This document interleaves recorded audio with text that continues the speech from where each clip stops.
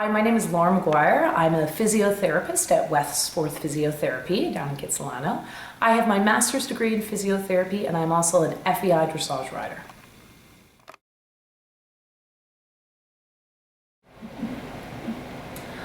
When we're looking from the side, a rider should have their belt to be quite horizontal. So we want to have a little bit of a pelvic tilt.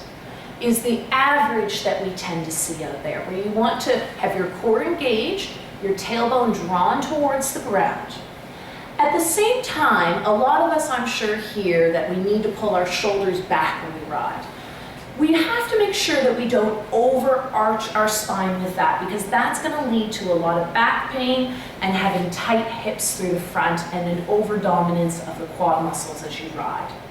So what we need to do is that pelvic tilt where you tuck your butt, make that belt horizontal, and think about this point, right where your xiphoid process is, right where you'd break if you did the Heimlich maneuver. You need to pull that back towards a wall. And if we had a wall here, Allison at this point should be flat against the wall there.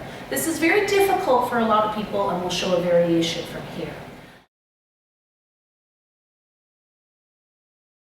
From there, if you sit at a desk especially, we tend to see people that when they pull this in, will have their head tip forward.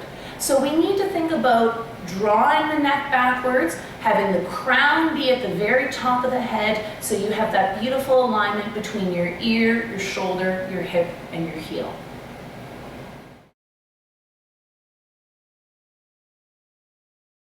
So if you don't have a wall to do the exercise that we just talked about, or you find that very difficult to keep this part against the wall, for some people a very good stretch then is to lie down on the ground, pulling this area into the ground, and if you even find that difficult, you can bring both your knees up to your chest and hug them there to help stretch out the muscles of the spine. From there, it's also really important that we're making sure that our chin is below our forehead. We're not chin out and tucked and arched with the neck. And what we can do to strengthen up the neck is a little chin tuck, where we engage the core of the neck by bringing the chin towards the back of the throat, as if you had an Adam's apple, pushing that down towards the butt.